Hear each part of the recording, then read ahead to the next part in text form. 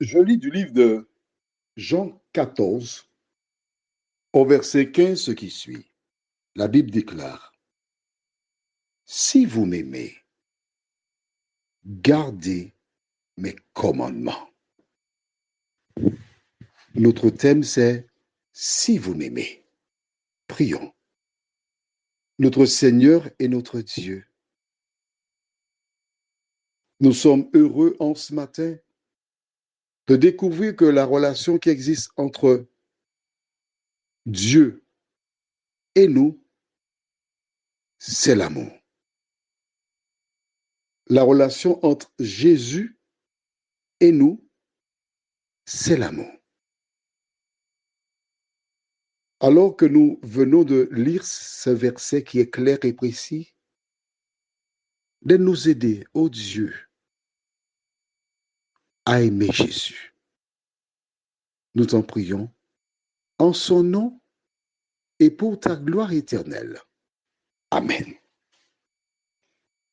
Le livre de Jean dans la Bible, c'est celui qui parle beaucoup d'amour. L'on rapporte que Jean, c'était quelqu'un qui était affectueux. Et quand il venait vers Jésus, il semble qu'il posait sa tête sur la poitrine de Jésus. C'est comme ça qu'il fonctionnait. Alors, il n'a pas manqué de marquer ce verset. Il y a un autre verset qui est célèbre, toujours que Jean rédigea. Jean 3, verset 16. Car Dieu a tant aimé le monde qu'il a donné son Fils unique afin que quiconque croit en lui ne périsse point, mais qu'il ait la vie éternelle. Il parle beaucoup d'amour. Mais restons sur ce que nous venons de lire. Jésus dit, si vous m'aimez, gardez mes commandements. Il se trouve que parfois des jeunes garçons disent aux jeunes filles, si tu m'aimes, tu connais la suite. On cherche une preuve d'amour. Mais nous, si nous disons aimer Jésus, il ne nous laisse pas le choix pour dire, bon, quand j'aime Jésus, je fais ci. Non, il te dit, si vous m'aimez, démontrez-le-moi en faisant quoi? En gardant mes commandements. Alors, nous avons lu il n'y a pas très longtemps, dans Jean chapitre 3, tu te rappelles? Et il y a quelque chose qui m'avait interpellé. Je lis à partir du verset 17. En effet, Dieu, en effet, n'a pas envoyé son Fils dans le monde pour qu'il juge le monde, mais pour que le monde soit sauvé par lui. Celui qui croit en lui n'est point jugé, mais celui qui ne croit pas est déjà jugé, parce qu'il n'a pas cru au nom du Fils unique de Dieu. Et ce jugement, c'est que la lumière étant venue dans le monde, les hommes ont préféré les ténèbres à la lumière. Parce que leurs œuvres étaient mauvaises.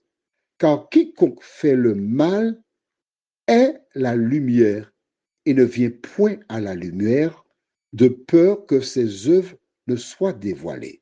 Quiconque fait le mal est la lumière. Sais-tu que c'est là que j'ai compris la portée?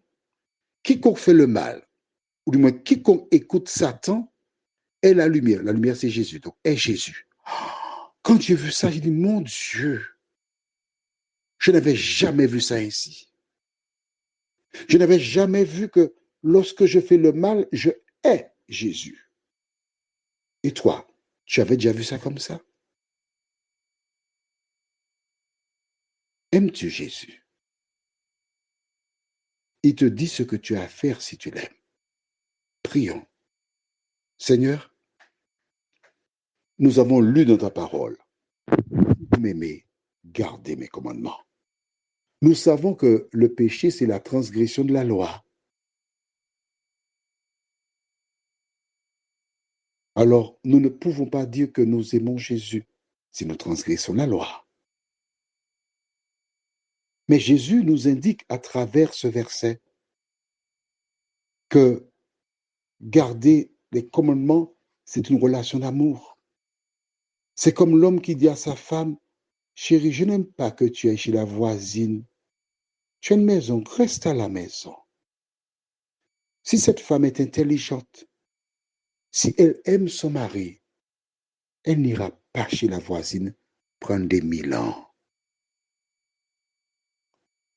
En agissant de la sorte, elle fera augmenter l'amour chez son mari. Mais si elle ne le fait pas, elle démontre à son mari que sa parole n'a aucune valeur. Il n'est pas important. Prions. Notre Dieu, notre Père, je voudrais encore te prier et te demander de venir en aide à celles et ceux qui sont dans les ténèbres. Merci pour ta parole qui nous éclaire, qui nous montre que celui qui ne veut pas venir dans la lumière est Jésus. Seigneur, nous avons réalisé que par notre comportement, nous avons énoncé de nos lèvres que nous aimons Jésus. Et dans la pratique, nous réalisons que nous haïssons Jésus. Seigneur, nous te demandons pardon. Maintenant que nous avons l'information, de nous aider, ô Dieu, à faire attention à tout ce que nous faisons, nous t'en prions. Au nom de Jésus, pour ta gloire éternelle. Amen. Je te souhaite une bonne journée.